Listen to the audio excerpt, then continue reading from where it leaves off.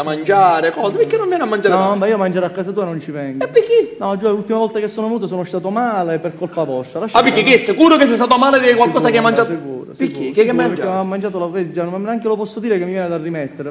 La pasta con le sarde che hai fatto, lascia stare. La pasta con le sarde non te ne può fare mai male, la pasta con le sarde è una cosa genuina, semplice. Una cosa genuina, semplice. Guarda, Ma poi come la faccio io? E appunto, come la fai tu? Secondo tradizione. E com'è secondo tradizione? Faccio un battuto di cipolle, aglio, olive, patate, sedano, carote, radicchio, insalata verde, insalata rosa, aceto e salmone. Ci metti le sarde? Non è periodo di sarde, non si trova.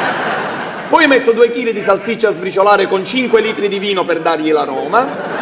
E nel mentre preparo una cremina di panne e uova montata a neve con i peperoni. Mescolo il tutto con il pecorino romano e prima di servire in tavola una spolverata di prezzemolo. Ma perché mi guardi così? Ma perché tua moglie come la fa? Senza prezzemolo.